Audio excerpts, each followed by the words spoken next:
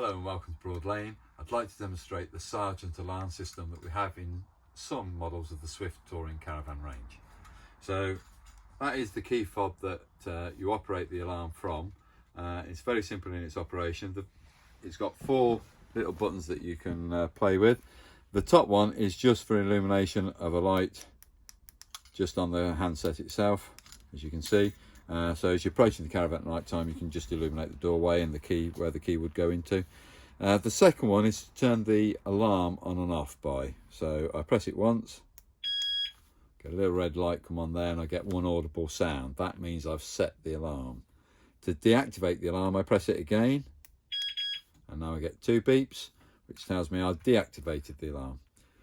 The other button that comes below it, of the larger ones, because this one's a thinner button that you can press, that one is so you can operate the awning light on the outside of the vehicle remotely. So as I'm approaching the vehicle, if I wish to turn on the awning light, I can press that, and you're going to have to trust me it's on or off, because I can turn it off also by the same button. So what's the use of this particular item down here? It's got P in the middle of the actual button, and it represents programming. So I can go into the programming mode, and if I wanted to, I could change the entry time and delay that is available. So as you're exiting the vehicle, it takes 30 seconds for it to actually arm itself fully, but I could actually reduce that down to say 10 seconds or something like that. You do that through the program mode. One of the features that you do see on that as well, on the programming, is in reference to the passive infrared. Most people will go into programming if they wish to omit the passive infrared detector. That's a PIR. What that means is that if you've got an animal inside the vehicle and you're leaving the vehicle to go and have a meal or something similar to that, you left your animal in here, if it was to wander up and down the caravan, you can deactivate the activation of that PIR. That's in the programming mode, but again, a small little booklet that does accompany the alarm system itself, and that will tell you how to do that. I'm not going to tell you in this video. The other things that you can get audible wise is 3 beeps. So when I press that, I get 1 beep, as I say. When I deactivate it, I should only get 2, but I could get 3 beeps. And if I get 3 beeps when I deactivated the alarm, it's telling me I've actually had an activation has occurred while I've been away from the vehicle.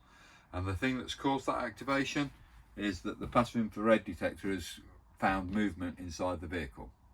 So that's why it's set itself off. So it would have gone off, but you've now returned to it. It only goes off for a 2-minute period or something like that, and then it has to shut down.